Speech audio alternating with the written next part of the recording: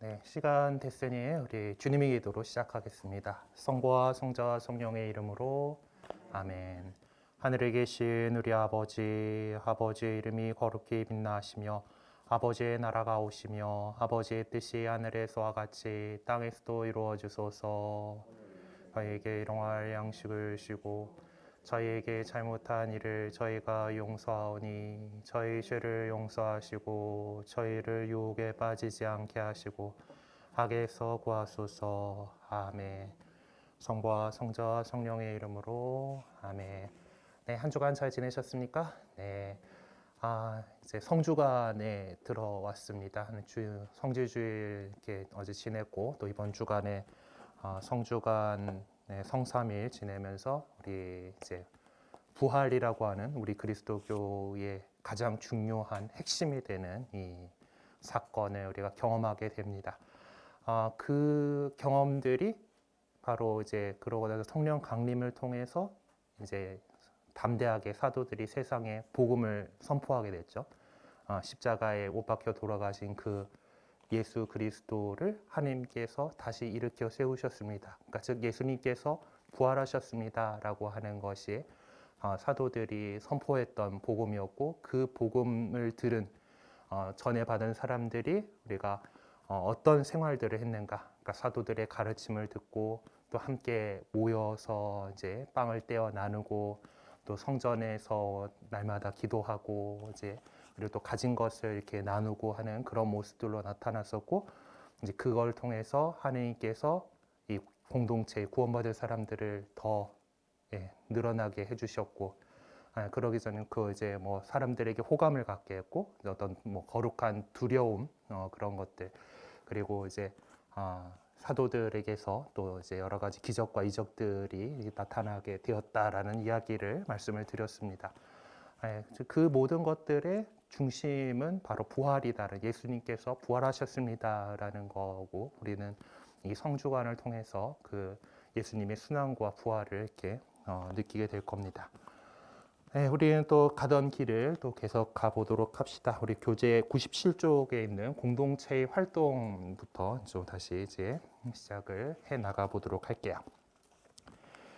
신약 성경이 형성되는 과정을 짚어보기 위해서는 이제 공동체들이 살아왔던 그 복음적인 모습들, 우리가 앞서 이제 여태까지 여러 가지 얘기했던 것들, 그런 복음적인 모습들 못지않게 공동체들의 복음적인 활동상 역시 중요하게 다뤄야 합니다.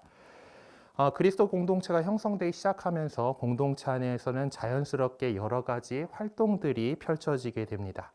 그것은 공동체가 그냥 모인 이유가 뭐예요? 신앙 때문에 모인 공동체이기 때문에 그것들은 교회의 어떤 활동, 교회론적인 활동이라고 이야기할 수가 있겠습니다. 특별히 사도행전이 세 개의 요약문을 토대로 예루살렘 초대교회 안에서 어떤 활동이 이루어졌는지를 더 주의 깊게 살펴보려고 합니다. 이렇게 해서 우리는 초대교회의 삶의 자리를 올바로 이해할 수 있을 거라고 기대합니다.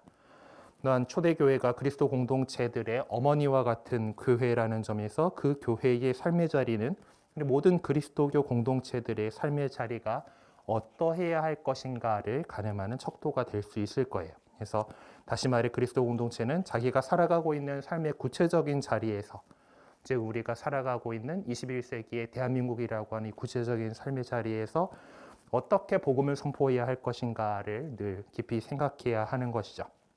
그렇기 때문에 우리가 몸담고 있는 사회 속에 복음을 선포해야 될 우리 교회 공동체에게도 방향추와 같은 역할을 하는 초대교회에 대한 연구는 늘 이제 매우 현실적이고도 중요한 작업이다라고 할 수 있겠습니다. 선교적인 복음 선포를 봅시다. 첫 번째 요약문에서 사도행전 2장 42절에서 47절에 나오는 그거 안에서 그 앞에 베드로가 오순절에 한 설교가 이제 사도행전 2장에 담겨 있고 이제 두 번째 요약문 앞에는 베드로와 요한이 최고위에서 증언한 내용이 수록되어 있는 사도행전 4장에 이제 담겨 있습니다. 세 번째 요약문 같은 경우는 사도들이 신문을 받으며 복음을 증언하는 내용을 전해주는 5장에 담겨 있습니다. 그러니까 다시 말해 이 세 요약문들, 우리가 여태까지 연구했던 세 요약문들은 상황이나 정황이 좀 다르기는 하지만은 복음 선포가 이루어지는 사도들이 뭔가 이 복음에 대해서 선포, 증언, 말할게 그 말씀을 한 그 맥락 속에 수록되어 있어요. 그러니까 그 이야기가 있고 나서 어떤 결과가 있었는가. 그 이야기가 있던 것을 법정에서 그렇게 형언하고 나서 그러고 나서 그 교회 공동체가 어떠했는가 이런 식으로 이야기를 해 나가고 있죠. 그래서 이제 그 복음 선포라는 것은 이제 그리스도 예수님께서 우리 구원자시요 메시아시며 하느님의 아드님이심을 전하면서 그분을 믿음으로써 구원에 참여할 수 있음을 알리는 것입니다. 그러므로 복음 선포의 궁극적인 목적은 예수 그리스도께 대한 믿음을 갖고 그분이 주시는 영원한 생명에 동참할 수 있도록 사람들이 그렇게 할 수 있도록 하는 것이죠. 그래서 교회는 본질적으로 복음을 선포해야 합니다. 우리 교회의 본질적인 사명이에요. 가서 복음을 전하라라고 하는 이 선교는 우리 교회의 어떤 그 교회는 믿는 사람들의 모임인데 우리가 믿는 이유는 구원받으려고 있는 거잖아요. 그리고 그 구원받는데 나 혼자 구원받겠다가 아니라 우리 그리스도교의 구원론은 함께 가는 겁니다. 혼자 그냥 하나님 믿고 그냥 나만 구원받으면 되는 뭐랄까 그 역사 안에 생각해 보면은 그 소승불교가 그랬다라고 우리 국사 시간에 배웠었잖아요, 그죠? 그런 것처럼 나만 되면 돼가 아니라 우리는 어쩌면 뭐 대승불교, 우리 한국 불교도 그런 차원에서의 그런 건데 그리스도 공동체는 기본적으로 대승적인 거예요. 다 우리 가능한 많은 사람들을 뭐 물론 이제 그 예전에 우리 그 성찬제정문 그 미사 때 성찬제정문의 번역 갖고 조금 이게 있었잖아요. 지금은 너희와 많은 이들을 위하여 흘릴 피다라고 지금 하고 있는데 예전에는 너희와 모든 이를이라고 번역을 했었잖아요. 그렇죠? 그런 것처럼 이제 정말 우리 예수님의 마음은 이제 모든 일 텐데 이제 그 옴니가 아니고 멀티인데 멀티는 많은이다. 그 모든 사람을 자기의 의사와 관계없이 다 이렇게 그 구원으로 이끌고 가시는 건 아니다라는 그런 거에서 그런 걸 엄밀히 하다 보니까 이제 지금 그 안에서 너희와 많은 이들이라고 표현을 이렇게 하고 있습니다만은 기본적으로 하나님께서는 우리 인간을 사랑하시기 때문에 멸망하는 사람들이 있는 거를 바라시지 않을 거잖아요. 그렇기 때문에 우리 교회가 계속해서 더 많은 사람들을 함께 구원의 길로 가야 됩니다. 그러면은 아직 예수 그리스도를 모르는 사람들한테 복음을 선포해야 되는 거죠. 그러니까 교회는 본질적으로 이렇게 복음을 선포해야 하는 그런 공동체입니다. 그러니까 사도들처럼 또 말로써 선포할 수도 있겠고 바오로 사도처럼 어떤 또 말도 있지만은 글로써 선포할 수도 있을 것이고 또 초대교회 신자들처럼 직접 살아가는 모습으로 구체적으로 그 복음을 살아감으로써 선포할 수도 있습니다. 어떤 형태의 복음 선포가 된다 하더라도 그 목적은 같은 거죠. 더 많은 사람들을 구원의 길로 데려간다라는 거예요. 이 세 요약문 속에 소개된 공동체의 삶을 예의주시해 보면은 그런 목적의 삶의 형태를 찾아볼 수가 있습니다. 사실 그리스도의 공동체는 그 자체가 선교적인 공동체고 그런 모습 안에서 자신의 정체성을 찾아 나갈 수 있는 것입니다. 근데 사도행전에 수록된 세 개의 요약문들은 복음을 선포하는 공동체의 모습보다는 복음 선포의 목적이 이미 신자들의 삶을 통해서 성취되고 있음을 보여주고 있어요. 그러니까 그 결과물을 잘된 그 결과물을 먼저 전해주고 있는 것이라고 할 수가 있을 것입니다. 그럼 초대교회 신자들이 복음을 충실하게 삶으로써 복음 선포라는 관점에서 어떤 결과들을 낳게 됐는지를 한번 살펴보도록 합시다. 그 결과로서 무엇이 나왔는가? 그러니까 첫 번째 요약문 사도행전 2장 42절에서 47절에 나오는 것은 결과물들이 어떤 거예요? 그 이야기 안에서 온 백성에게 호감을 얻었고 주님께서는 그들에게 구원받을 이들을 보태어 주셨다. 그리고 사도행전 4장 32절에서 35절에 나오는 거는 모두 큰 은총을 누렸다가 어떤 그 결과로서 하는 거겠죠. 사도행전 5장의 그 요약문에서는 백성은 그들을 존경하여 주님을 믿는 신자들의 무리가 더욱더 늘어났다가 어떤 그들의 삶의 결과물일 거예요. 거의 맨 마지막에 있는 그런 표현들일 거예요. 네. 그런 것들이 이제 그 복음 선포였던 거고, 그리고 그들은 이제 그렇게 모인 사람들은 전례적인 삶을 살았습니다. 이렇게 선포가 있었다라면은, 캐리그마가 있다라면은 그 선포된 것을, 그 복음을 기념하면서 살아가는 레이투르기아, 전례가 있게 되죠. 각 요한문 속에는 역시 그 전례적인 삶의 형태가 다양하게 표명되고 있습니다. 전례라고 하면은 법전자에다가 예절 예자를 쓰거든요. 그래서 법에 정해져 있는 예절이다라는 그런 뜻인 거고, 그리고 그것은 교회 공동체가 개인적으로 바치는, 공동체의 구성원들이 개인적으로 어떤 신심을 하는 것이 아니라 공식적으로, 공적으로 모여서 하는 예배 행위를 전례라고 지칭을 합니다. 그래서 이제 오늘날에서는 이 전례라고 하는 거, 교회의 전례라고 하는 행위는 미사 성제와 성모일도, 시간 전례, 이 두 가지가 축이 돼요. 물론 여러 가지 신심 행위들, 우리 십자가의 길이라던가, 성모의 밤이라던가, 이런 같이 모여서 하는 묵주기도라던가 하는 것들도 이제 전례, 본당에서 보통 전례 분과가 담당을 하잖아요. 전례다 이렇게 표현을 하는데, 그것들은 공식적인 전례 행위라기보다는 사람들이 함께 모여가지고 좀 더 우리 신심을 끌어높이는 신심 행사에 해당합니다. 전례라고 좁은 의미에서 표현할 때는 미사하고 시간 전례, 이렇게 두 가지 축이 이루게 되는데, 어쨌든 그것들의 어떤 초기적 형태들이 이 안에서도 나타나게 되죠. 네. 같이 모여서 어떤 기도를 하고, 사도행전 2장 42절에서 47절에는 그 부분 어떻게 나오냐? 날마다 한 마음으로 성전에 열심히 모이고, 날마다 모였어요. 날마다 모였고, 이 시간 전례의 모습이죠. 어떤 특정 시간들을 이렇게 더 거룩하게 하는 건데, 사실 우리 그리스도교의 시간 전례에도 유다인들의, 유다교의 어떤 그런 시간 전례에서 가져온 것들이 있어요. 같은 아브라함계 종교인 이 이슬람도 보면은 시간 맞춰가지고 기도하잖아요. 그죠? 하루에 5번씩인가 그 메카 방향으로 나침반 놓고 이제 바닥 깔고 이제 절 하잖아요. 기도하고 하는 그런 식으로.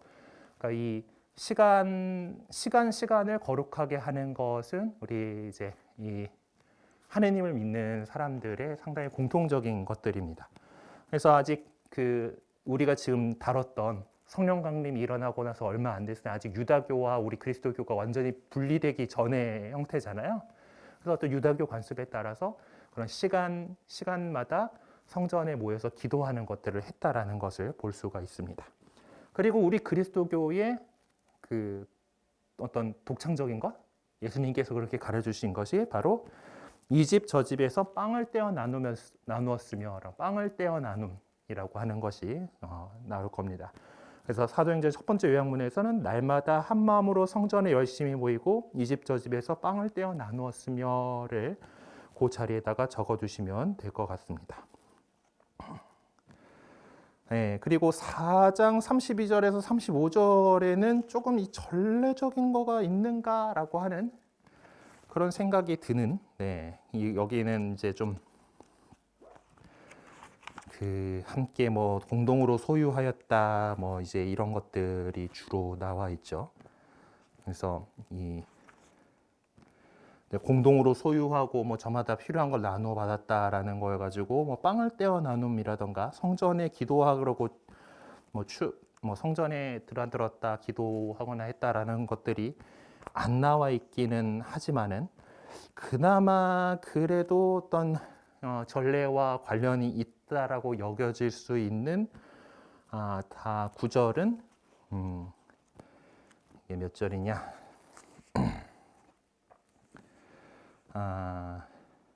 이 4장 이제 33절에 나와 있는 부활을 증언하였고라고 하는 이 표현 정도가 아마 좀 전례적인 삶을 이야기할 수 있지 않을까 싶습니다. 증언하다, 기념하다 이런 것들은 어떤 전례의 기본적인 행위이기 때문에 그래서 사도행전 4장 32절에 35절의 그 칸에는 부활을 증언하였고를 좀 적어두시면 좋을 것 같고요. 5장 12절에서 16절에서는 이제 그 모였다, 그 성전에 모인 표현이 이제 그들은 한 마음으로 솔로몬 주랑에 모이곤 하였다라고 하는 그 표현일 거예요. 12절에 있는 한 마음으로 솔로몬 주랑에 모이곤 하였다라고 하는 부분으로 적어둘 수 있을 것 같습니다. 어쨌든 뭐 두 번째, 세 번째 요약문 안에는 이제 그 빵을 떼어 나눔이 좀 드러나지는 않지만은 그래도 함께 모여서 함께 기도했다. 그런 전례의 그런 모습들이 이렇게 드러나고 있습니다. 사도행전 2장 42절에서는 빵을 떼어 나누다라는 구체적인 표현을 사용하고 있죠. 네, 여기만 이렇게 나온다고 말씀드렸어요. 우선적으로 사도행전 20장 7절에서 12절과 코린토전서 11장 17절에서 41절의 내용을 찾아서 교재에 적어보세요라고 되어 있는데 이거는 시간 내셔서 적어 보시기 바랍니다. 네, 일단은 지금 찾아서 읽어는 봅시다. 사도행전 20장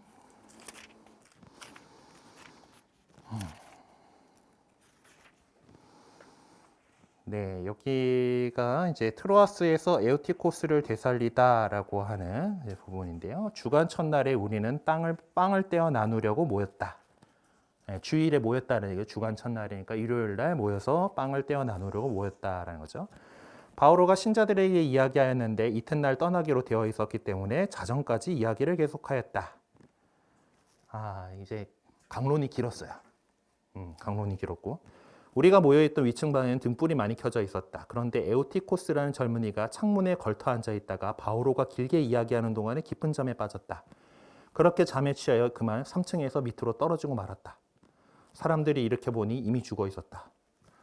사고가 났었습니다. 그래서 저희가 이제 배울 때 강론 너무 길게 하면 안 된다. 중요한 예시로 재밌게 해야 된다. 바오로가 내려가 에우티코스에게 엎드려 그를 끌어안고 걱정하지 마십시오. 살았습니다.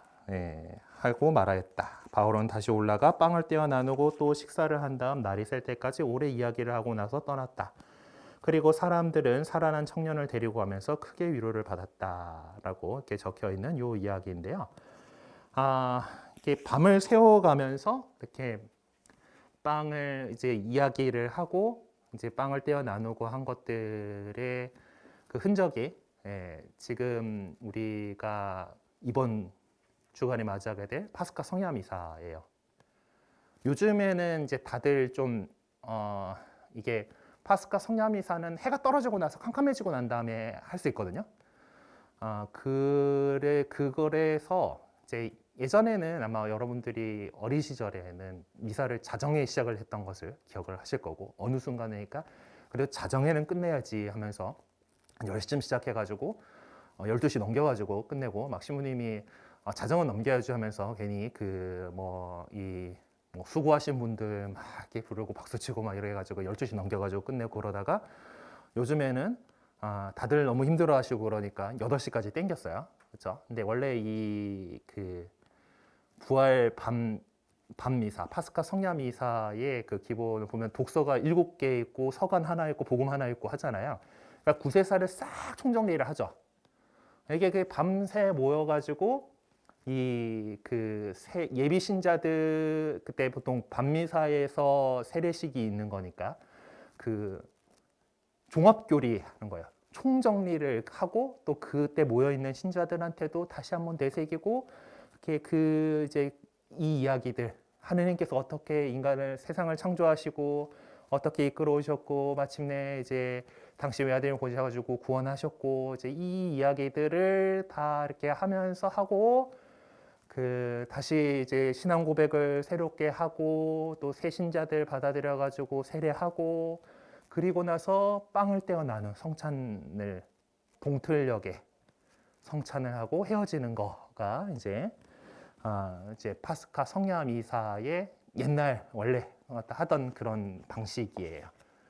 근데 지금은 이제 많이 모여가지고 이제 우리가 서로 다들 이제 힘들고 막 그러고 하니까 이제 시간들이 좀 더 많이 단축이 되고 독서들도 많이 좀 생략을 하고 보통 1357 뭐 이렇게 하고 있지만은 의미 자체는 그랬었다. 이제 이 이렇게 이야기를 이렇게 밤새 이렇게 하느님에 대한 이야기를 했던 거다라고 이렇게 볼 수가 있겠죠. 자, 코린토 1서에 있는 흔적들을 봅시다. 코린토전서에 11장 17절에서 34절이 이제 건데 여기 주님의 만찬이라는 소제목이 있어요. 상당히 긴데 이거 여기에 다 적을 수 있을지는 모르겠지만은 요 안에서 중요한 것들이라고 생각되는 것들만 한번 나중에 옮겨 적어봐 주십시오. 자, 주님의 만찬 부분에 이렇게 적혀 있습니다. 이제 내가 지시하려는 문제와 관련해서는 여러분을 칭찬할 수가 없습니다. 여러분의 모임이 이익이 아니라 해를 끼치기 때문입니다. 우선 여러분이 교회 모임을 가질 때에 여러분 가운데 분열이 있다는 말이 들리는데 나는 그것이 어느 정도 사실이라고 믿습니다. 하기야 여러분 가운데 분파도 있어야 참된 이들이 드러날 것입니다. 그렇지만 여러분이 한데 모여서 먹는 것은 주님의 만찬이 아닙니다.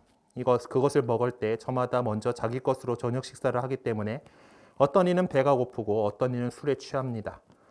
여러분은 먹고 마실 집이 없다는 말입니까? 아니면 하느님의 교회를 업신여기고 가진 것 없는 이들을 부끄럽게 하려는 것입니까? 내가 여러분에게 무슨 말을 해야 하겠습니까? 여러분을 칭찬해야 하겠습니까? 이 점에서는 칭찬할 수가 없습니다.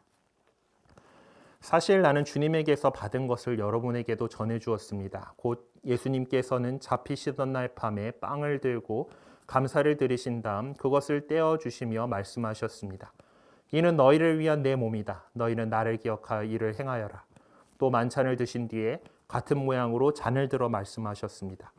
이 잔은 내 피로 맺는 새 계약이다. 너희는 이 잔을 마실 때마다 나를 기억하여 이를 행하여라.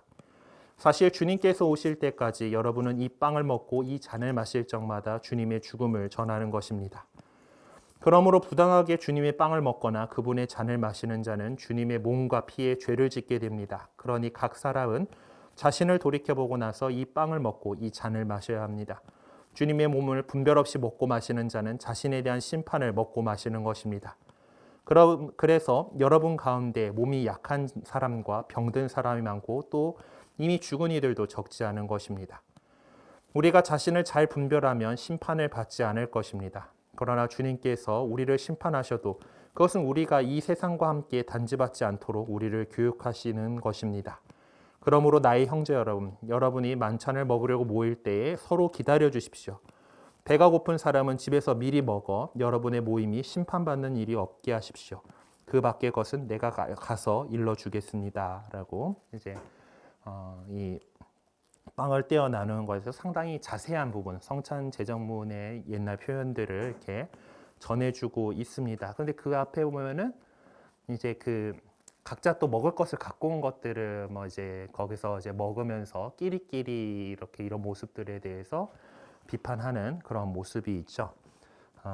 교재안에다가 여러분이 일단 적어주실 때는 이렇게 빵을 떼어 나눔의 그 모습들이니까 23절에서 한 26절 그 부분만 좀 적어두시면 되지 않을까 싶어요. 자리도 뭐 그거밖에 없는 것 같고. 네.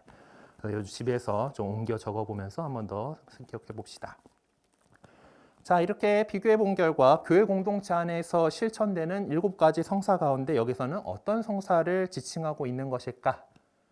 네, 딱 성체 성사다라는 것이 이렇게 들어오죠. 네, 성체 성사라고 적어두시면 되겠습니다. 사도행전 2장 42절과 46절에는 초대교회 신자들이 기도하는 일에 전념했다는 사실을 지적해주고 있습니다. 그런가 하면 사도행전 3장 1절에서는 베드로와 요한이 오후 3시 기도 시간에 성전으로 올라갔다고 전해줍니다. 한편 다니엘서 6장 11절에서는 유다인들이 하루에 3번 무릎을 꿇고 기도했다는 사실을, 또 다니엘서 9장 21절에서는 두 번째에 해당하는 기도가 저녁 예물을 바치는 시간에 이루어졌음을 전해주는데, 탈출기 29장 39절을 보면 그 제물이 저녁 어스름에 바치는 제물임을 명시해주고 있습니다. 이런 점에서 미로와 새로운 그리스도 공동체 신자들은 유다인들이 바치던 기도와 간습을 이어받고 있다고 말할 수 있을 것이에요. 그 같은 사실은 무엇을 표명하려는 것인가? 생각을 해보면은 우리 그리스도 공동체가 어떤 유다교 안에 뿌리를 두고 있다. 유다교 전통 안에 뿌리를 두고 있다라는 거예요. 그리고 우리가 구약을 차버린 것이 아니라 구약의 그 전승을 계승하고 있는 공동체다. 구약의 하느님 백성의 그것을 계승하고 있는 새로운 하느님의 백성이다라는 것, 그리고 기도가 중요하다라는 것을 우리에게 가르쳐주고 있는 것이라고 이렇게 볼 수가 있습니다. 빈칸에 적고 계셔야 되니까 다시 한번 불러드릴게요.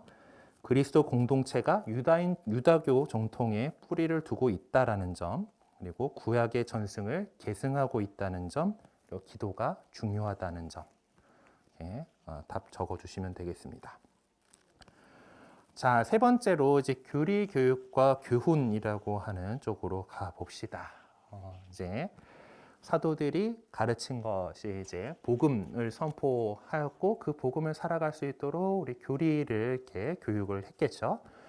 자, 사도들의 가르침에 전념했던 초대교회 신자들은 그러한 가르침을 삶 안에서 구체적으로 실천에 옮겼습니다. 그 실천의 결과로 나타난 공동체를 루카는 어떤 공동체라고 부르는가라고 우리 책에 그렇게 적었는데 사도행전을 열심히 뒤져봐도 답이 잘 안 나옵니다. 제가 제공받은 답지에는 친교의 공동체라고 적혀 있는데 성경 검색 엔진을 열심히 돌려봐도 친교의 공동체라는 말은 성경에 나오지 않아요. 어쨌든 친교라는 것도 표현됐었고 뭐 어쨌든 그렇게 됐는데 이 공동체라고 우리가 번역을 한 단어가 이제 히라버로 플레토스. 그러니까 그냥 풀면은 플레토스 이렇게 쓰면 되겠죠. 네. 근데 이 단어를 이제 그 공동체라고 하는 걸로 이제 사도행전에 나와 있는 공동체의 이제 건데 요거는 풀이라고 하는 것을 살짝 느낌이 올지는 모르겠지만은 이제 많은 이들 플레토스라고 하는 거는 그러니까 뭐 이제 무리, 군중 하여튼 그리고 뭐 이런 거를 이제 직접적으로 하는 단어인데 이제 우리 공동체로 번역을 했어요. 왜냐면 영어로 된 번역들도 뒤져보니까 그래도 다 커뮤니티로 번역을 했더라고요. 그래서 사람들이 많이 모여 있는 그런 건데 그것이 이루어진 사람들이 모였을 때는 어떤 목적이 있을 거 아니에요, 그렇죠? 정치 집회를 한다라고 하면은 거기에 찬동하는 사람들이 모여가지고 집회를 할 거죠. 근데 우리 집회에 그 모이는 이유는 뭘까요? 그리스도인이라서 모인다라면은 그것은 예수 그리스도를 믿는 사람들의 모임이고 그리고 그 모임은 우리가 여태까지 살펴보았던 것처럼 그 안에서 친교를 이루는 커뮤니온이 이루어지는 사람 공동체다라는 거야. 같이 이제 하나가 되려고 친교가 되는 그래서 친교의 공동체다라고 이렇게 답을 적어두도록 합시다. 루카가 직접적으로 그렇게 했는지 어땠는지 모르지만 친교라는 말도 있고 이제 그러니까 자 루카는 초대교회 공동체 신자들이 어떤 자세로 임했기에 그러한 공동체를 이룩할 수 있었다라고 말하고 있는가고 사도행전 4장 32절, 5장 12절을 이제 찾아보라고 되어 있는데요. 사도행전 4장 32절에 뭔 얘기가 있는가? 4장 32절.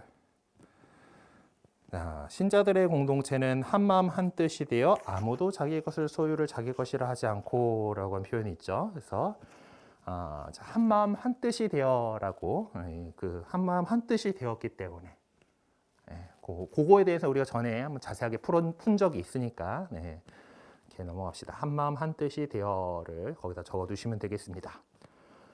초대교회 공동체 신자들은 한결같이 복음에 충실한 삶을 살았다고 하는 것이 요약문들이 전해주는 내용입니다. 근데 이것을 우리는 예루살렘 공동체의 복음적 생활이라고 생활한 모습이라고 말합니다. 구체적으로 어떤 식의 삶을 살았는가? 친교의 공동체 사도행전 2장 45절, 4장 34절에 이렇게 나오는 그런 얘기들. 재산과 재물을 팔아서 모든 사람에게 저마다 필요한 대로 나누어 주곤 하였다라고 2장 45절에 적고 있고 그들 가운데는 궁핍한 사람이 하나도 없었다라고 4장 34절에서 이야기를 하고 있죠. 그래서 공동 소유라고 하는 그래서 공동체 안에서 공동 소유를 이루었고, 그래서 공동체 안에서 가난한 사람이 없게 하였다라고 하는 것으로 이렇게 볼 수가 있겠습니다. 자, 신자들 상호 간의 진정한 친교가 이루어진다면 그것이야말로 그들에게는 행복이 아닐 수 없습니다. 다시 말해서 행복의 원천은 바로 친교라고 할 수가 있겠습니다. 그러기에 행복이란 어떤 형이상학적인 개념이나 추상적인 개념이 될 수가 없죠. 루카는 아주 구체적인 모습을 제시해 줌으로써 초대교회 신자들이 친교의 바탕 위에서 참으로 행복한 공동체를 이룩했음을 전해줍니다. 그런데 그런 삶의 근거에는 사도들의 복음 선포가 자리하고 있었죠. 사도들이 초대교회 안에서 교리교육적인 관점에 선포했던 복음의 내용이 과연 무엇이었는가? 네. 참조하라고 사도행전 4장 33절을 가서 보라고 이렇게 되어 있죠. 4장 33절에는 사도들은 큰 능력으로 주 예수님의 부활을 증언하였고라고 하는 말이 적혀 있습니다. 그래서 사도들이 증언한 것, 선포했던 복음의 내용은 주 예수님께서 부활하셨다. 아까 저도 몇 번 강조했습니다마는 주 예수님께서 부활하셨다라고 하는 것이 그 복음의 내용입니다. 하지만 루카는 초대교회 공동체 안에서도 바르나바와 같이 무사무욕의 복음적인 삶을 산 사람이 있는가 하면 하나니아스와 사피라와 같은 부부도 있었음을 전해줍니다. 루카는 이 이야기를 하나의 교훈으로 제시해주고자 했던 것 같아요. 루카는 그 이야기를 통해서 믿는 사람들에게 어떠한 가르침을 전해주려고 하는 것일까 하고 사도행전 5장 11절을 한번 찾아보라고 얘기를 하고 있네요. 이제 요거는 하나니아스와 사피라의 사건이 끝나고 나서의 그 한 건 1장에서 11절이니까 그 이야기인데, 이제 여기서 우리가 이 이야기에서 하나니아스와 사피라가 저지른 거는 자기들이 뭔가 팔아가지고 이거를 갖다가 내놓으면서, 그러니까 사람들 앞에서는 저희가 가진 것을 모두 다 팔아서 이렇게 바칩니다, 내놓겠습니다 라고 했는데 사실은 챙겨놓은 거였잖아요. 이제 어떤 그러니까 제가 뭐 드릴 게 이 정도밖에 라고 하고 했다라면은 뭐 다 이렇게 내놓은 것처럼 이렇게 하다가 이렇게 된 건데, 그래서 이 복음을 살아가는 데 있어서 우리가 진정성이 참 중요하다. 복음을 살아가는 데 있어서 진정성이 전제되어야 되고, 진정성이 토대가 되어야 어떤 되는 거지. 어떤 뭐 분위기, 다 막 갖다 바치는 것 같은 거, 나도 뭐 이렇게 하면서 그런 분위기나 어떤 저 사람은 모든 것을 다 팔아서 공동체에다가 냈어라고 하면서 어떤 그런 명예, 분위기나 명예 때문에 이렇게 몰려가지고 하는 것, 어쩔 수 없이 친교회 하는 것은 바람직하지 않다라는 것을 이야기하고 있는 것 같아요. 어떤 그 진정성에 대한 그런 이야기, 그 가르침을 주고 있습니다. 자, 이렇게 해서 우리가 이제 집중적 연구 1번을 이제 마쳤고, 이제 집중적 연구 2번 필로몬 서간으로 한번 넘어가 보도록 합시다.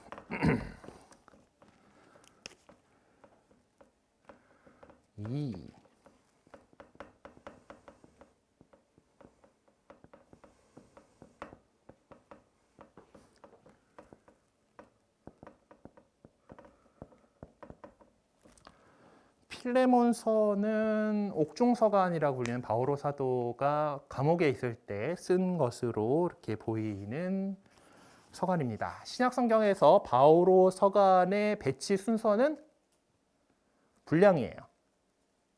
제일 양 많은 로마서가 제일 앞에 오고, 제일 양 적은 1장도 한 장 단위가 없거든. 필레몬서 같은 필레몬서가 제일 뒤에 있습니다. 딱 보면은 뭐가 양이 많은가? 순서가 뭐 어떤 뭐 연대순이라던가 뭐 이런 것들이 아니고 그냥 양 많은 순서대로 이렇게 배치가 돼 있어요. 어쨌든 그 서간들 가운데서 가장 짧고, 보통은 어디 있는 교회 공동체에다 보내잖아요, 그렇죠? 바오로 사도가 편지 보낼 때 이제. 그런데 필레몬이라고 하는 개인에게 보낸 편지예요. 그래서 더 개인적인 성격이 강하게 묻어나는 그런 서간입니다. 자, 그래서 본문이 그래서 짧은 거기 때문에 아마 다 책에 들어와 있을 거예요. 그렇죠? 네. 봅시다. 인사가 첫 번째 인사죠. 그리스도 예수님 때문에 수인이 된 나 바오로와 우리 형제 티모테오가 사랑하는 우리의 협력자 필레몬에게 그리고 아피아 자매와 우리 전우 아르키포스 또 그대의 집에 모이는 교회에 인사합니다. 나름 공동체에게 한 거긴 하네요. 대표 수신인이 필레몬이어가지고 필레몬 서간입니다. 하느님 우리 아버지와 주 예수 그리스도에게서 은총과 평화가 여러분에게 내리기를 빕니다. 라고 인사 말씀을 시작하고 본론 들어가야죠. 나는 기도할 때마다 그대를 기억하며 늘 하느님께 감사를 드립니다. 주 예수님과 모든 성도를 향한 그대의 사랑과 믿음을 내가 전해 듣고 있기 때문입니다. 우리 안에 있으면서 우리를 그리스도께 이끌어주는 모든 선을 깨달아 그대가 더욱 활발히 믿음에 동참할 수 있기를 빕니다. 형제여, 나는 그대의 사랑으로 큰 기쁨과 격려를 받았습니다. 그대 덕분에 성도들의 마음에 생기를 얻었기 때문입니다. 라고 필레몬의 믿음과 사랑에 대해서 부탁을 해야 되니까 이제 당사자를 잘 띄워야죠. 네. 우리도 이제 주님의 기도할 때잖아. 하늘에 계신 우리 아버지, 아버지의 이름이 거룩히 빛나시고 아버지의 나라가 오시고 아버지의 뜻이 하늘에서 같이 이루어지소서 하고 하느님 이렇게 한 다음에 오늘 저희에게 일용할 양식을 주시고 하고 우리 필요한 거 구하잖아요. 뭔가를 요청할 때의 편지는 그런 말은 그런 거예요. 참 훌륭하시고 잘하시고 이렇게 해가지고 이렇게 한 다음에 이제 부탁을 합니다. 그래서 나는 그리스도 안에서 큰 확신을 가지고 그대가 마땅히 해야 할 일을 명령할 수도 있지만 사랑 때문에 오히려 부탁을 하려고 합니다. 나 바오로는 늙은이인데다가 이제는 그리스도 예수님 때문에 수인까지 된 몸입니다. 이러한 내가 옥중에서 얻은 내 아들 오네시모스의 일로 그대에게 부탁하는 것입니다. 그가 전에는 그대에게 쓸모없는 사람이었지만 이제는 그대에게도 나에게도 쓸모있는 사람이 되었습니다. 나는 내 심장과 같은 그를 그대에게 돌려보냅니다. 그를 내 곁에 두어 복음 때문에 내가 감옥에 갇혀 있는 동안 그대 대신에 나를 시중들게 할 생각도 있었지만 그대의 승낙 없이는 아무것도 하고 싶지 않았습니다. 그대의 선행이 강요가 아니라 자의로 이루어지게 하려는 것입니다. 그가 잠시 그대에게서 떨어져 있었던 것은 아마도 그를 영원히 돌려받기 위한 것이었을지도 모릅니다. 이제 그대는 그를 더 이상 종이 아니라 종 이상으로 곧 사랑하는 형제로 돌려받게 되었습니다. 그가 나에게 특별히 사랑받는 형제라면 그에게는 인간적으로 보나 주님 안에서 보나 더욱 그렇지 않습니까? 그래서 딱 보면은 이 오네시모스라고 하는 사람이 필레몬의 종이었다라는 것을 알 수가 있어요. 무슨 사건이 있었는지는 정확하게 알 수 없지만 아마 도망을 치지 않았는가 이렇게 싶어지고 어쩌다가 감옥에서 바오로하고 알게 됐어요. 그 이야기에 대해서 알게 됐고 그렇지만은 이제 그에 대해서 좀 이제 용서해달라고 이렇게 청하는 겁니다. 그러므로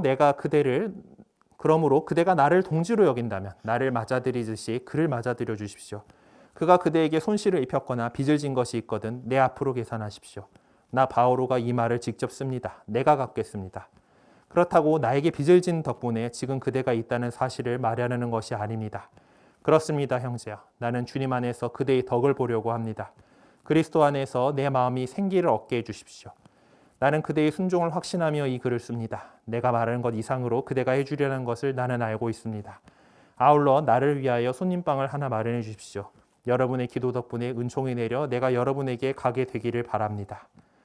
그리고 그리스도 예수님 때문에 나와 함께 갇혀 있는 에바프라스, 나의 협력자들인 마르코와 아리스타르코스와 데마스와 루카가 그대에게 인사합니다. 주 예수 그리스도의 은총이 여러분의 영과 함께하기를 빕니다. 라고 하는 상당히 짧은 이 편지의 내용인데 한번 좀 살펴보면서 어떤 여기서 우리가 초대교회 공동체의 모습들을 좀 살펴볼 수 있는 것들을 끌어내 보도록 합시다.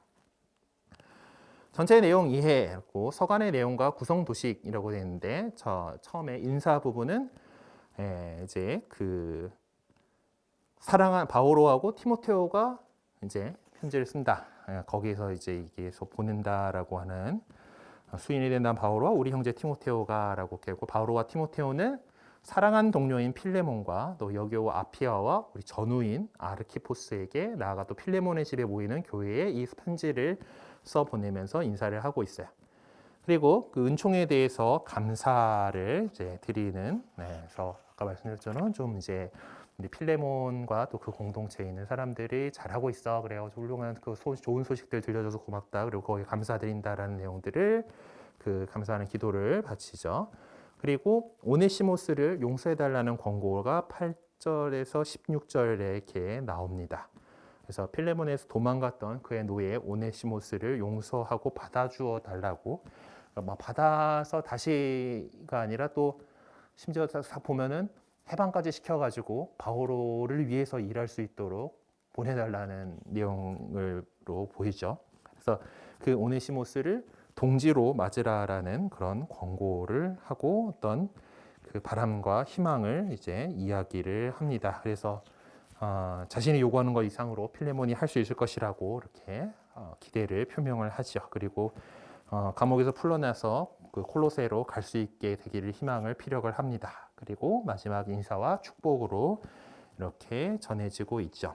그래서 여기에 이제 그 마지막 인사에 언급되고 있는 이 사람들이 콜로세서에서 또 언급되고 있는 사람들하고 동일한 사람들이라는 것을 또 알 수가 있습니다. 그래서 이 필레몬 서가는 어떤 유형인가라고 고겔이라고 하는 학자가 이제 이렇게 표현했다 그래요. 재치와 정감이 넘치는 걸작인 필레몬 서가인데, 요거는 이제 바오로 사도가 저 나이도 있고 막 이러다 보면은 뭐 그 대피를 시키는 경우들이 있어요. 나중에 우리가 차근차근 더 바오로 서간에 대해서 자세히 살펴보게 되는데, 이제 그런데 보면은 대피를 했던 그 사람, 아마 로마서 맨 마지막에 보면은 그런 거 있는데, 이 글을 쓴 누구도 여러분에게 인사합니다, 막 이런 식으로 얘기를 합니다. 바오로 사도가 이제 말로 하고 누가 옆에서 대피를 했다라는 것을 알 수가 있는데, 지금 이 필레몬서 같은 경우는 직접 쓴, 그러니까 쓰기까지 직접 쓴 서간으로 간주되고 있습니다. 뭐 정확한 거는 우리가 알 수 없기 때문에 언제나 하나님 나라 가서 물어봐야 되는 거긴 하겠지만은, 어쨌든 대충 이거는 이 여러 가지 정황들을 볼 때 직접 쓰신 게 아닌가, 짧기도 짧고 이렇게 그렇게 보고 있습니다. 이 서간에서 바오르는 그 당시 사회 안에 보편화되어 있었던 노예제도에 관한 자신의 입장을 참으로 재치 넘치는 필치로 피력하고 있습니다. 다시 말해 바울은 그리스도교 신자인 경우 주인과 종의 관계가 어떠해야 하는지를 필레몬과 오네시모스의 관계를 통해서 새롭고도 전형적인 방식으로 다루고 있어요. 보른캄이라고 하는 사람, 그 신학자는 에페소에서 쓴 필레몬 서가는 우리가 갖고 있는 바오로의 유일한 개인적 서신이다라고 주장합니다. 그래서 이 내용도 사실은 어떤 되게 좀 개인적인 일이다라는 거죠. 그래서 8절 이하의 내용을 그 주장의 근거로 내세웁니다. 이 서간이 전적으로 필레몬이라는 구체적인 인물에게 보내진 것이다라는 것을 알 수 있게 하는 부분이 바로 그 8절 이하의 부분이다라는 것이죠. 그래서 뭐 데이스만, 스타브, 뮬러, 파르도프 같은 학자들이 이 주장에 동조하고 있습니다. 근데 뭐 그래서 단편적으로만 바라본다면 그 내용의 이제 본문 내용의 중요한 것들이 이제 그런 그 부탁을 하는 거기 때문에 이제 좀 개인적인 성격을 띤 서간이다라고 할 수도 있겠습니다. 하지만은 1절과 2절에 보면은 단순히 수신인을 필레몬 한 사람만 언급하고 있지 않잖아요. 그렇죠?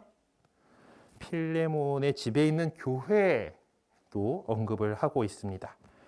이렇게 볼 때 이 필레몬 서가는 필레몬이라는 개인에게뿐만 아니라 그가 속해 있는 교회 공동체에게도 전달되었음이 확실합니다. 그러니까 필레몬 서간이 사적인 서간이다라고 평가절하거나 편협하게 결론을 내서는 안 될 이유가 거기에 있는 거죠. 아니 개인적인 부탁하는 편지인데 왜 성경 안에 포함됐을까라고 하는 거예요. 그거는 그만큼 경전으로서 이제 이 신분제 사회가 있는, 신분이 확실한 그 사회 안에서 어떻게 이제 그것을 극복할 것인가에 대한 내용이다라고 하는 것을 보는 거예요. 그 교회 공동체에게 보낸 편지이기 때문에 그렇습니다. 위에 제시한 필레몬 서간의 구성 도식에서 보았듯이 필레몬 서간은 순수한 개인적인 서신의 차원을 넘어서고 있습니다. 필레몬은 자기 집에 모인 가정 공동체 구성원들이 보는 앞에서 사도 바오로가 권고하고 있는 바를 받아들여야 했을 거예요.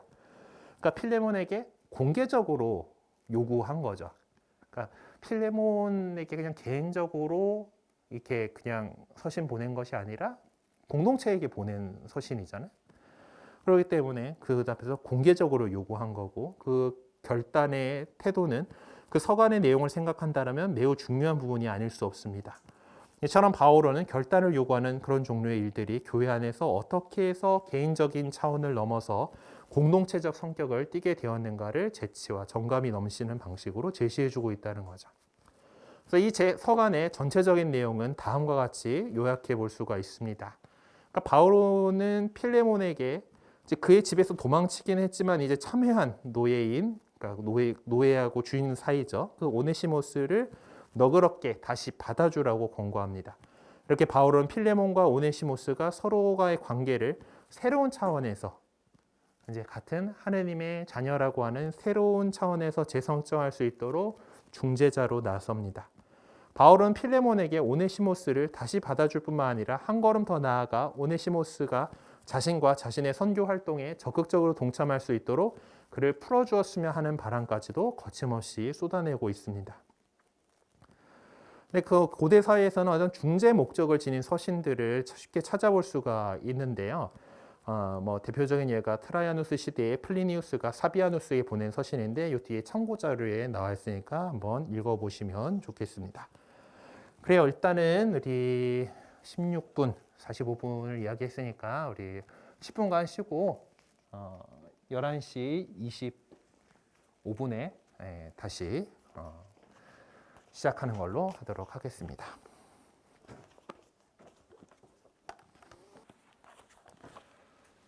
자, 다 들어오셨죠? 네, 둘째 시간 시작해 보도록 합시다.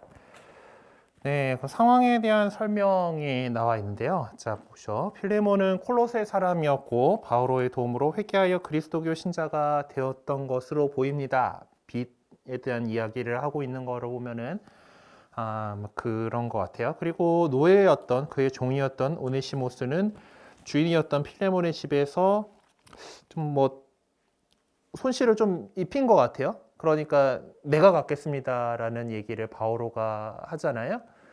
그런 것처럼 약간 좀 돈을 훔쳐가지고 도망갔던 것 같습니다. 어쨌든 필레몬이나 오네시모스나 둘 다 콜로세에 살고 있었던 것으로 추정이 돼요. 콜로세서 4장 9절에 나오는 이름들하고 여기 뒤에 끝에 나오는 이름들이 동일하다라고 하는 것을 이제 볼 때 그렇고 또 필레몬서 5절에서 6절은 또 필레몬의 굳은 믿음과 그리스도교적인 관용이 신자들 사이에 널리 알려져 있음을 확인시켜 줍니다. 그러니까 이같이 필레몬은 그리스도교 신자들 사이에서도 평판이 좋았고 또 경제적으로도 충분히 매우 윤택한 삶을 살고 있었던 것으로 보입니다. 그러니까 자기 집을 신자들의 모임 장소로 제공할 수 있을 만큼 큰 집을 갖고 있었고 충분히 잘 사는 그런 사람이었다라고 볼 수가 있는 거죠. 오네시모스는 필레몬의 종이었는데 무슨 이유인지는 구체적으로 밝히고 있지는 않지만은 도망 나왔던 거고요. 네, 그 상황을 출발점으로 살고 있습니다. 자, 그러면 도망갔던 이 오네시모스가 어떻게 바오로를 만날 수 있었는가라고 하는 점을 좀 살펴볼 거예요. 바오로는 협력자인 디모데와 함께 다니면서 복음을 선포했습니다. 그리고 필레몬서 1절, 9절, 23절을 통해서 이 이유 때문에 바오로가 수인이 되었다, 감옥에 갇혀 있다라는 것을 알 수 있습니다. 근데 1절과 23절에서 24절을 통해서는 바오로가 자기의 선교 활동을 돕는 사람들과 함께하고 있다라는 것을 밝히고 있는데요. 그래서 이 현재 상태에서 바오로가 갇혀 있는 것은 아마 법정에서의 재판을 받기 전에, 그러니까 교도소가 아니라 구치소에 이게 있는 그런 상황이다라고 이렇게 볼 수가 있을 것 같아요. 그래서 이제 그 시대의 관례에 따르면은 이제 그동안 그런 기간 동안에는 친지들이나 가까운 사람들이 어느 정도 자유롭게 수감자를 만날 수가 있었고 돌보아 줄 수가 있었던 것으로 보입니다. 이런 상황을 전제할 때만 우린 바오로가 오네시모스를 만날 수 있었고 그를 또 회개시켜서 그리스도교 신자가 될 수 있게 했다라는 사실을 이해할 수가 있을 거예요. 만약에 엄격한 통제 속이라면은 그렇게 다른 수감자를 만난다던가 뭐 다른 사람들을 만나서 회개시키고 세례주고 할 수가 없었을 거예요. 하지만은 그렇지는 않았던 거를 이제 볼 수가 있고요. 그리고 뭐 사실은 뭐 이게 다 추정이다라고 하는 거예요. 한 가지 확실한 것은 콜로새서 4장 9절이 분명하게 지적하고 있듯이 콜로새 신자들에게 보내는 서간과 필레몬에게 보내는 서간을 지니고 갈 티키코와 함께 콜로새로 되돌아가는 오네시모스와 바오로 사이의 우정이 상당히 깊었다라고 하는 것일 겁니다. 그래서 바오로는 조금도 망설이지 않고 필레몬에게 그대가 나를 동지로 여긴다면 나를 맞아들이듯이 그를 맞아들여 주십시오라고 말합니다. 바오로는 콜로새 교회에 속해 있으면서 성도들에게 관대하고 자기로 인해 회개하게 되었고 그리고 또 자기와는 참으로 뗄래야 뗄 수 없는 관계를 맺고 있는 필레몬이 오네시모스를 더 이상 노예가 아니라 살아가는 형제로 받아줄 것을 간곡하게 권면하고 있는 거죠. 결국 바오로의 권면을 받아들인 필레몬은 오네시모스가 더 이상 그의 종이 아니라 바오로가 펼치는 선교 활동의 협력자로 일할 수 있도록 그를 자유롭게 해줄 것입니다. 자, 그렇다면 이 편지는 어디에 갇혀 있을 때 적었을까라고를 추정을 해보는데, 그래서 늘 이런 거 볼 때마다 뭐가 그렇게 중요하지라는 생각이 들지만은 그래도 궁금한 사람들이 있어서 전개를 했을 거예요. 어쨌든. 그래서 이제 이 가능성이 있어 보이는 데가 그 성경 기록 안에서 이제 바오로가 잡혀 있었다라고 보이는 그런 것 중에서 수감되어 있었을 장소로 여겨지는 데가 이제 로마 군사 한 사람과 함께 따로 살아도 좋다고 허락받은 이제 로마의 황제에게 상소해가지고 이제 사도행전의 이야기를 쭉 해가지고 여기서 끝나잖아요, 그렇죠? 거기거나 아니면은 카이사리아에서 아직 미결수로 잡혀 있었던 그 시절, 이 아니구나 아니면은 에페소에서가 아닐까라고 추정을 해볼 수가 있는데, 그래서 이제 그런데 로마나 카이사리아는 좀 멀어요. 이 콜로세에서 살고 있던 이 오네시모스가 그까지 흘러가기에는 조금 멀다. 그래서 구체적으로 이제 이거 얘기를 하는데요. 일단 필레몬서 22절에 언급된 여행 계획이, 그러니까 손님방 마련해 주러 갈 거예요 하는 그것들이 바오로 본인에 의해 수립된 것인가 아니면 오네시모스를 필레몬에게 되돌려 보내지만 그를 자기의 협력자로 쓰고 싶어 하는데 또 뭐 그런 그것을 살펴보자라고 하는데요. 자, 검토. 바오로 수감 장소가 로마였을 것이다라는 추측에 대해서는 너무 멀다. 카이사리아도 너무 멀다. 그래서 에페소가 이 편지를 쓴 바오로가 수감되어 있었을 가능성이 있는 그런 장소로 볼 수가 있겠다라는 거예요. 이 책의 주장은. 그리고 제일 그럴 것 같죠. 우선 이제 필레몬에게 보내는 서간의 집필 장소와 시기가 콜로새 신자들에게 보내는 서간하고 동일하다라는 것을 지적할 수가 있겠습니다. 그래서 필레몬에게 보낸 서간이 에페소에서 쓴 거다라고 한다라면은 그 시기를 추측하는 것이 크게 어렵지 않아요. 바오로는 53년에서 55년경에 에페소에 머물고 있었을 것으로 거의 확실시하고 있기 때문에 그 기간 중에 필레몬에게 보내는 서간을 집필했을 가능성이 클 것입니다. 근데 역사적 상황 역시 이제 바오로 수감 장소가 에페소였을 거다라고 하는 우리의 추측에 무게를 실어주는데요. 로마에는 일단 1세기 중엽에 로마에는 도망간 노예들을 잡아들이는 관청이 있었던 데 반해서 소아시아는 이제 로마의 속주죠. 소아시아에는 그런 관청이 없었기 때문에 도망친 노예들이 로마로 간다라는 것은 위험한 일이죠. 자기들 그런 도망친 노예들 잡는 기관이 따로 존재하고 있는 그런 데에 노예 출신이어서 간다라는 거, 이게 그 위험 부담이에요.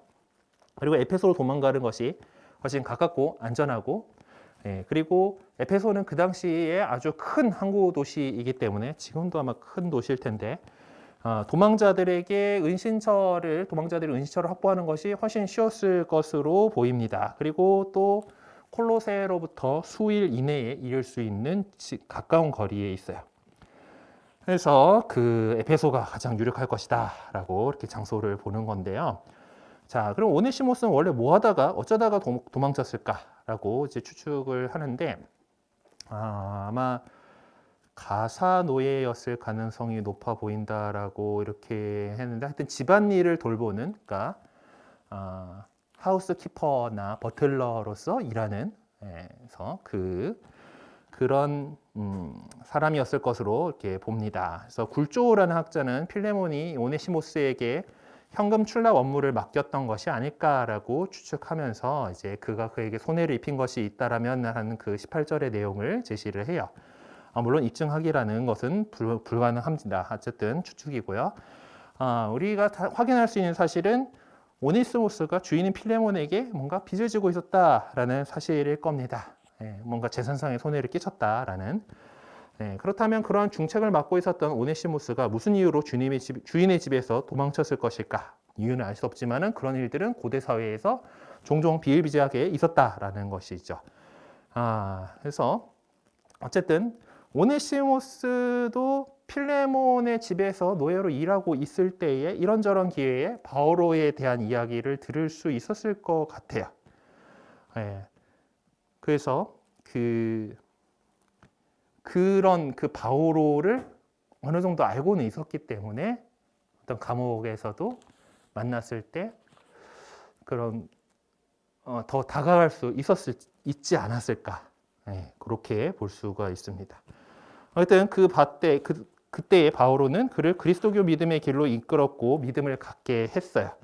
그리고 놀랍게도 사실 도망쳐 왔으면은 다시 그 주인 집에 가서 이제 관계를 청산하고 오라라고 했을 때 쉽게 발걸음이 떨어지지 않는 거잖아요, 그렇죠? 가서 무슨 일을 당할지 몰라요, 사실. 그리고 그렇게 잡힌 노예를 처분하는 거 역시 어떤 식의 벌을 줄 것도 주인에게 달려 있었던 거고, 그리고 뭐 사회 통념적으로도 만만치 않은 그 처벌이 있을 그런 건데 그를 설득해가지고 주인에게 되돌아가게 하고 그 편지를 지어서 보냈을 거다라고 보는 거죠. 하여튼 결과적으로는 그 서신 덕분에 도망쳤던 오네시모스는 합당한 처벌을 받기보다는 호의적인 대접을 받았을 거고 바오로가 원한 것처럼 바오로의 협력자가 되어 복음 선포에 적극적으로 참여할 수 있게 되었습니다.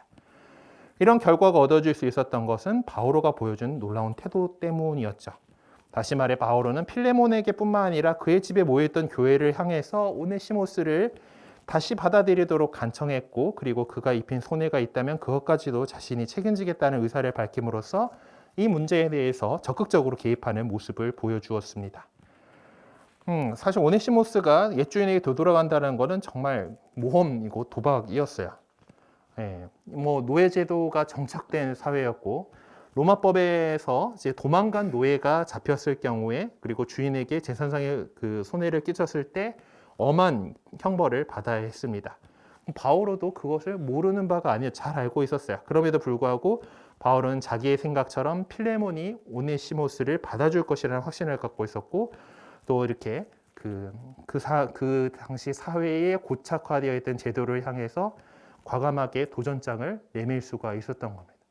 법대로 그렇게 처벌할 것이 아니라 내 형제인 그를 형제로 받아들여 달라고 이렇게 이야기를 한 거죠. 그래서 사회 구조에 대해서 바오로가 어떤 태도를 갖고 있는가에 대해서 이렇게 보면요. 바오로는 무슨 목적에서 오네시모스의 중재자 역할을 자임한 것일까? 하고 그것은 오네시모스가 자유인이 돼서 자신의 협력자로 복음 선포에 참여할 수 있도록 필레몬의 관대한 마음을 요청하기 위한 것인데 아마 그것 때문만이었을까라고 또 생각을 해보자라는 거죠. 바오로 서간들을 보면은 주인과 노예의 상관관계에 관해서 바오로의 진술이 어쩌면 일관성이 없어 보이기도 합니다. 코린토후서 5장 17절에는 누구든지 그리스도 안에 있으면 그는 새로운 피조물입니다. 옛것은 지나갔습니다. 라고 세례받은 그리스도 신자를 새로운 피조물로 규정을 합니다. 갈라티아서 3장 26절에서 28절에 보면은 여러분은 모두 그리스도 예수님 안에서 믿음으로 하느님의 자녀가 되었습니다. 그리스도와 하나 되는 세례를 받은 여러분은 다 그리스도를 입었습니다. 그래서 유다인도 그리스도인도 없고 종도 자유인도 없어 남자도 여자도 없습니다. 라고 이런 식으로 얘기를 하는데 이것만 보면은 되게 모든 신분이 철폐되어야 되고 모두 우리는 같은 형제요 자매다. 네, 사실 뭐 한국 천주교회 초기에서도 우리 천주교회가 박해받았던 중요한 빌미이죠. 네, 형제요 자매고 이제 그 신분의 귀천이 있던 사회에서 그런 것들을 실천을 하려고 했던 그런 것들이 중요한 이제 그런 건데, 어쨌든 그렇게 보면 그리스도 안에서 하나가 되었기 때문에 어떤 형태의 구별이나 차별이 있을 수 없다라는 것을 밝힙니다. 그러면은 이렇게 좀 극단적으로 읽으면은 그럼 바울은 기존의 사회 구조 자체를 근본적으로 붕괴시켜야 한다는 의미로 사람들을 선동하기 위해서 그런 주장을 했는가? 라고 보면은 이제 또 다른 데서는 이렇게 얘기해요. 코린토전서 7장 21절에서 보면 그대가 부르심을 받았을 때 종이었습니까? 그것을 마음에 쓰지 마십시오. 자유인이 될 수 있다 하여라도 오히려 지금의 상태를 잘 이용하십시오. 네. 또 이렇게까지 극단적으로 얘기하네. 근데 요구하는데 그리스도 신자가 된 이후에 자유인이 되었다 하더라도 노예의 신분을 그대로 간직하고 있어야 되는. 여하튼 뭐 그러라고 이렇게 얘기하신 건 아닌 것 같은데요. 어쨌든 이렇게 보면은 그 또 한켠에서는 어떤 그 신분제에 대해서 인정하고 또 그 상황에서 어떤 우리가 그리스도인으로서 할 수 있는 것들을 하라라고 하는 것을 또 얘기를 하고 있습니다. 어쨌든 노예제도에 관해서 바오로의 공식적인 입장에 대해서 연구하는 것이 아니기에 문제에 더 깊이 들어가지 않겠다라고 하는데, 어쨌든 일단은 그 사회의 요 구조들에 대해서 그리스도교가 아예 그냥 다 이 제도 자체를 개혁해야 된다, 철폐해야 된다라고 얘기를 했던 건 아니에요. 그렇죠? 각자의 어떤 그 삶의 자리 안에서, 하지만 주인에게 있어서 종인 형제인 그 노예 종들에 대해서 사람으로서 하느님의 자녀로서 하느님의 피조물로서 그렇게 잘 대해줄 것을 요구를 했던 거지, 아예 신분제도 자체를 없애야 된다라고 그렇게 선동한 것은 아닌 거라고 볼 수 있겠습니다. 필레몬 서간을 통해서 우리는 단지 오네시모스의 인생 여정에 있어서 복음이 미친 영향과 결과를 알 수 있었을 뿐이고, 그것을 통해서 복음 선포가 정말 일상생활의 영역까지 영향을 미쳤을 것이라는 사실을 확인해 볼 수가 있을 뿐입니다. 그래서 지금까지 살펴본 내용들을 요약하면서 또 신학적인 의미도 한번 찾아보도록 합시다.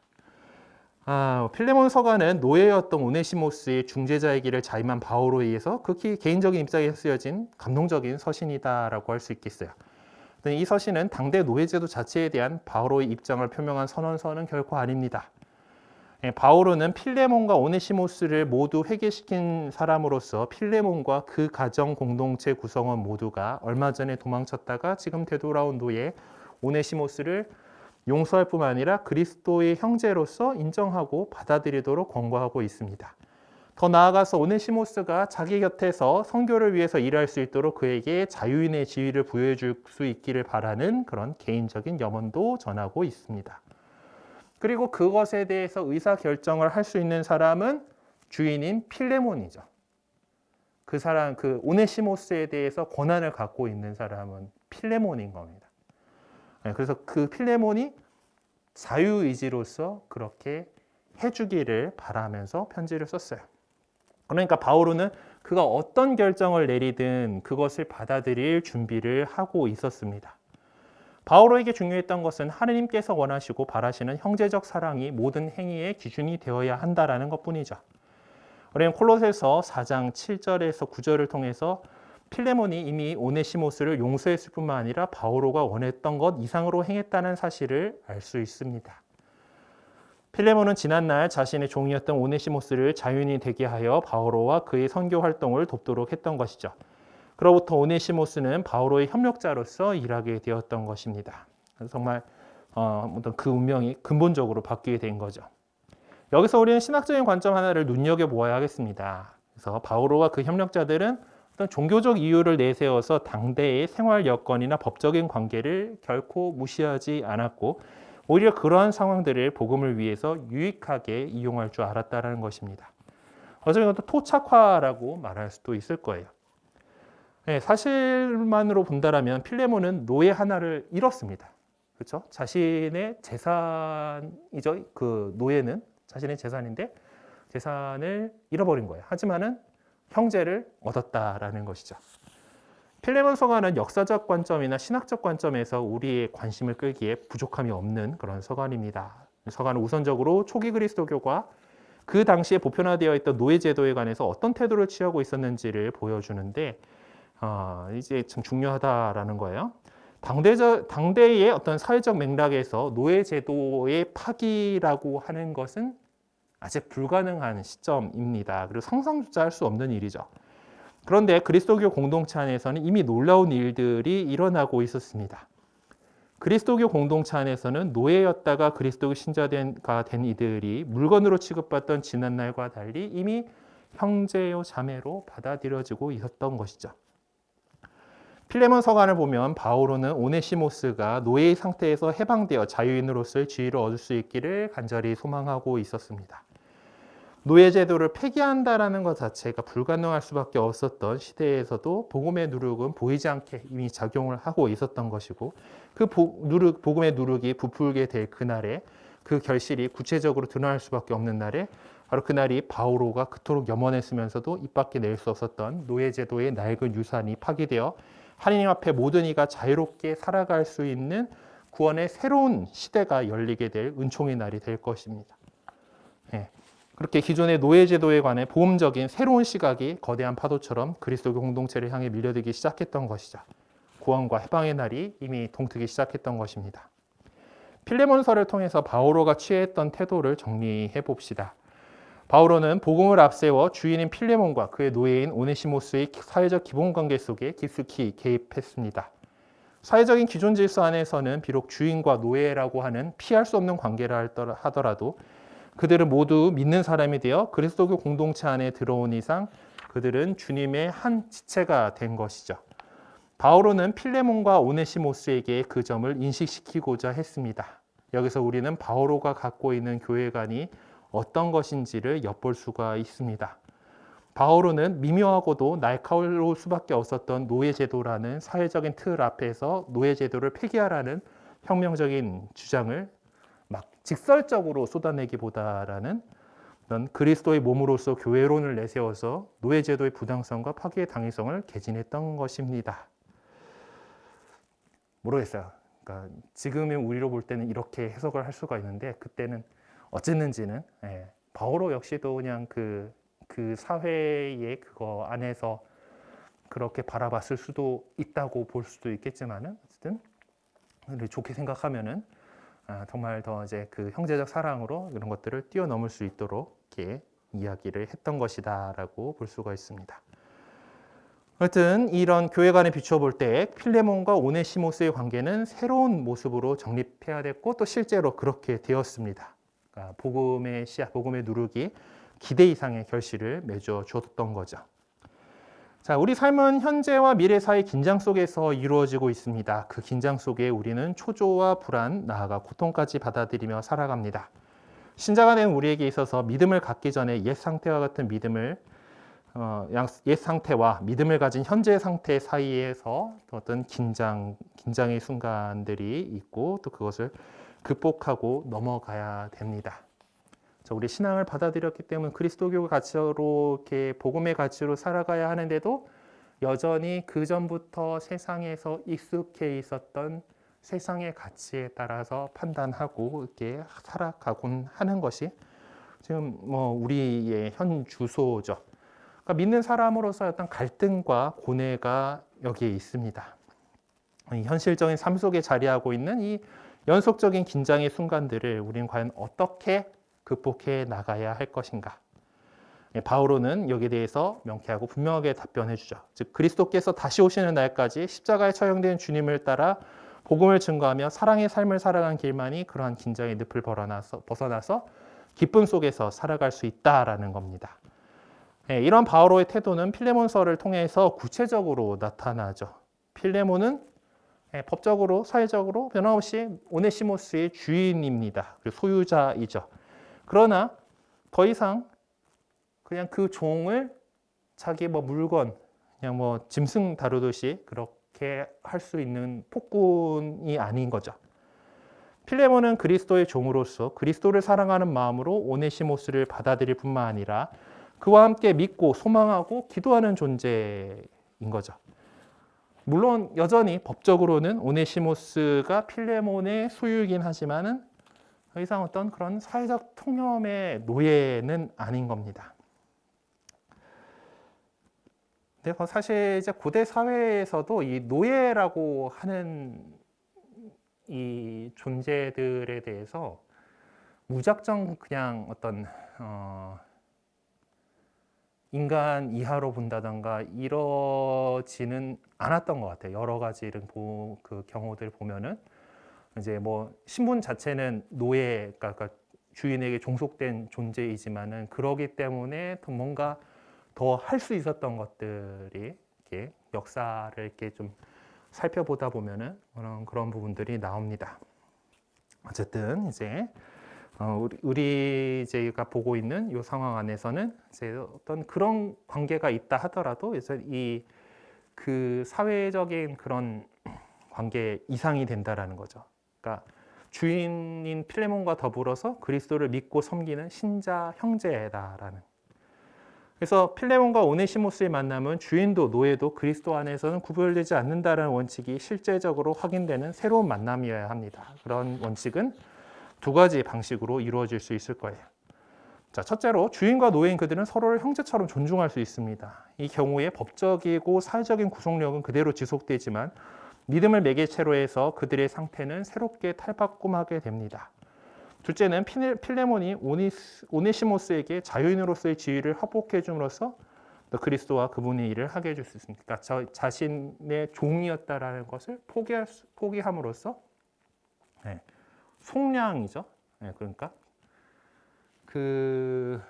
우리 천주교회의 교리를 왜 보면은 천주교 4대 교리에서 사자성어 4개로 천주교 교리를 싹 이렇게 하는 거가 이제 있잖아요. 그리고 어떤 사람이 그 대세라도 줘야 될 때 이 정도는 그래도 고백을 해야 된다라고 하는 것이 이제 하느님께서 계시다라고 천주 존재에 대해서 하느님께서 계시다라는 걸 알아야 되고 천주께서 존재하시는데 삼위 일체로서 존재하신다라고 배워야 되고 그거에 대해서 이해해야 되고 성자께서 우리를 구원하시기 위해서 강생하셨고 그래서 강생하셔서 우리를 구원하고 속량하셨다. 강생 구속. 그래서 구속 사업 헛되도다 할 때 그 구속이 그 철컹철컹 잡혀가는 구속이 아니에요. 구원하시고 속량하시다. 구원과 속량의 약어입니다. 구속은. 그리고 그래서 착한 일을 잘하면은 하나님 나라 가서 상 받을 거고 상선이고 악하게 지내면은 지옥 가서 벌 받을 거다. 이렇게 딱 정리를 해가지고 참 똑똑해요. 이제 사자성어 4개로 싹 정리를 하는데 지금 얘기하고 싶은 거는 이 구속이죠. 구속의 속. 속량이라고 하는 이 단어의 구조 그거예요. 종살이 하고 있는 사람을 해방시키고 자유인을 만들고 싶어요. 자, 그러면은 어떻게 해야 됩니까? 그 종살이 하고 있는 사람의 주인에게서 그 몸값을 치러야 되죠. 내 소유로 해야 돼요. 사와야 돼요. 내 소유로 사오고 그리고 그 주인이니까 이 사람 나는 풀어줄 수가 있는 거예요. 자유인으로 풀어줄 수가 있어요. 속량. 그거가 속량이라고 하는 단어예요.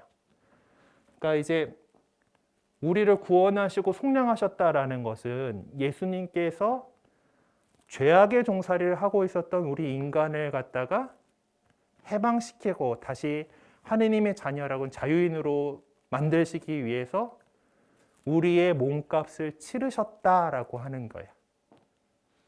그걸 통해서 그렇게 몸값을 치른 당신의 피를 흘려서 우리의 죄값을 다 치르시고 자유롭게 해주셨다. 속량, 구 속에 있는 속이 그 의미입니다.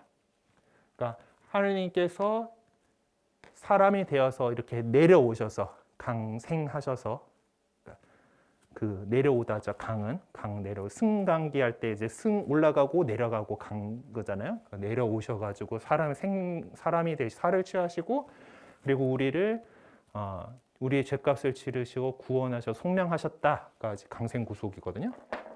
이런 것처럼 주인은 종을 풀어줄 수가 있습니다. 그래서 자유인이 되게끔 이렇게 했다라고 하는 것을 여기서 볼 수가 있어요. 네. 그렇다라고 하는 것은 그래도 정말 자신에게 있어서 그 재산이 없어지는 거잖아요. 그리고 어떤 이제 종살이를 하게 되는 경우에는 어떤 빚을 진 거가 이게 큰다던가 하는 그런 경우들이 많은데 그것들을 탕감해 준다라고 하는 그런 것을 볼 수가 있습니다. 네, 그래서 이제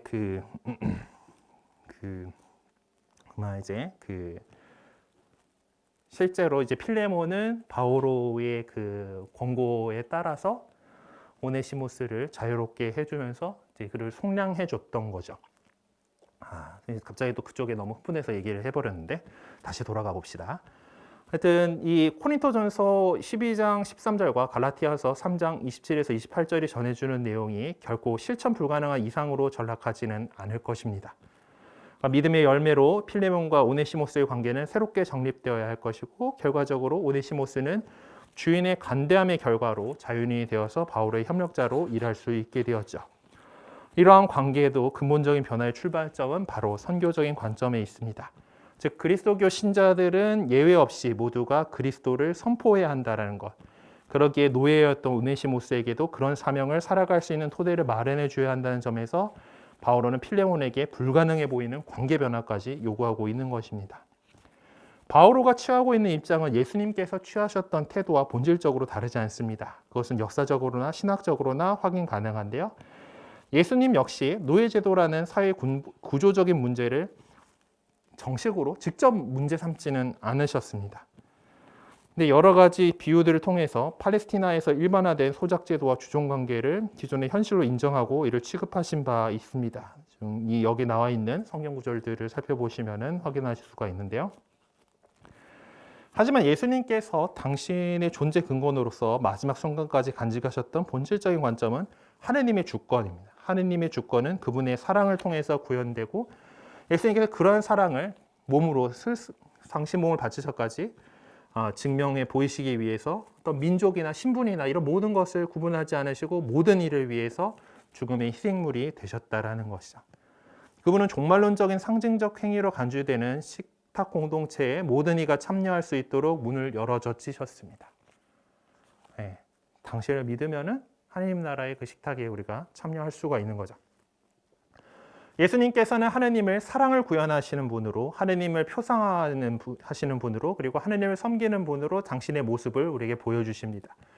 이것이 예수님 삶의 진면목이고 그분의 제자들이 살아야 하고 선포해야 될 출발점입니다.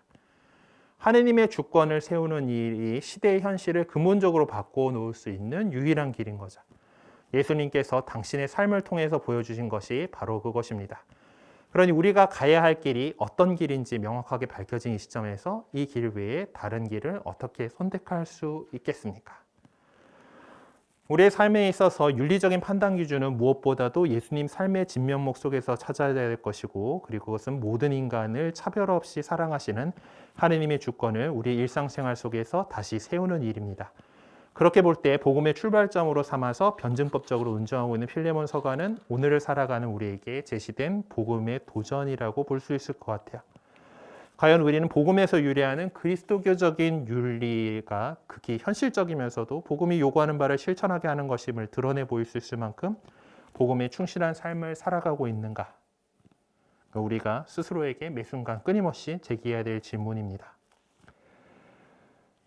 자, 뭐 이제 그 경제나 뭐 이제 이런 것들에 대해서 이제 또 비판적인 태도로서 이렇게 적어 두셨는데, 아무튼 전체적으로 이것들을 이렇게 바라보면서 우리가 앞서서 초대교회 공동체의 모습들, 그리고 더 나아가서 필레몬이 오네스모스에게 해줬던 그런 것들을 보면서 정말 우리 이 삶의 그 자리 안에서 비록 지금의 삶의 형태 그 모든 것들 이제 자본주의 사회고 뭐 자유민주주의 사회 안에서도 여전히 이제 어려움에 있는 사람들, 이제 그런 사람들을 우리가 사회를 변화시켜 나가는 것들도 중요해요. 우리가 정치에 관심을 갖고 그 정치가 정말 하느님의 뜻대로 더 사랑을 그 인간에 대한 사랑을 기본으로 해가지고 이루어질 수 있도록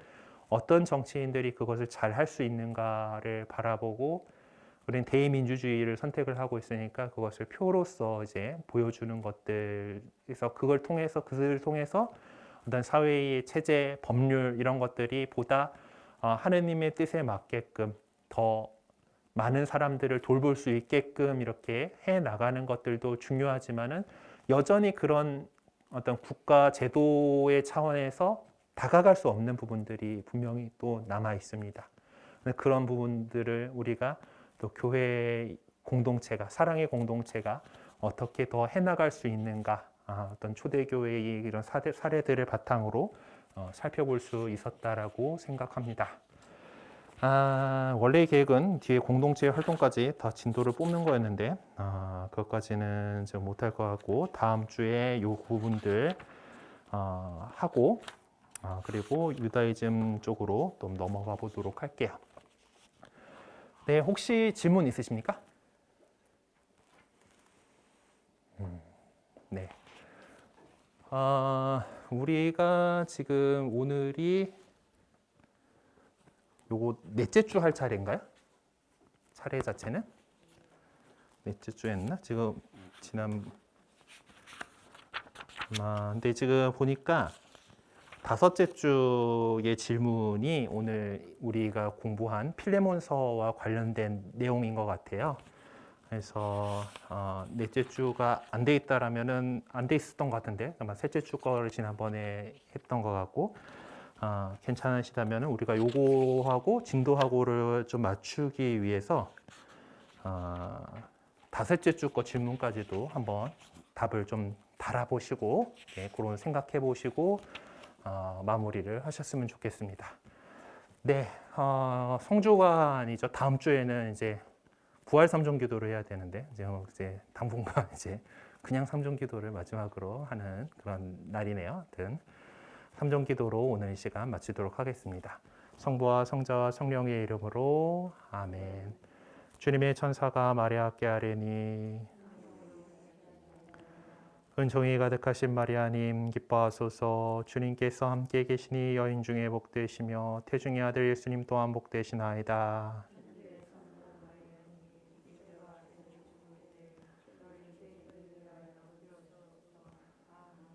주님의 종이오니 은총이 가득하신 마리아님 기뻐하소서. 주님께서 함께 계시니 여인 중에 복되시며 태중의 아들 예수님 또한 복되시나이다.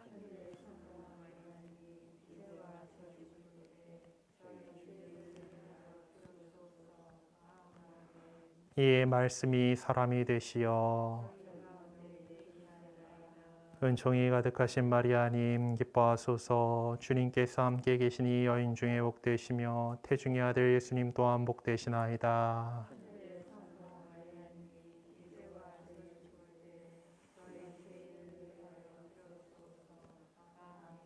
천주의 성모님 저희를 위하여 빌어주시오. 기도합시다. 천사의 아뢰므로 성자께서 사람이 되심을 알았으니 성자의 순환과 십자가로 부활의 영광에 이르는 종을 저희에게 내려소서. 우리 주 그리스도를 통하여 비나이다. 아멘. 성부와 성자와 성령의 이름으로 아멘. 네, 수고하셨습니다. 다음 주는 우리 부활 휴가예요. 다음 주 휴가이고 다다음 주에 같이 뵙도록 하겠습니다. 뜻깊은 성주간, 복된 성주간 되시기를 바랍니다.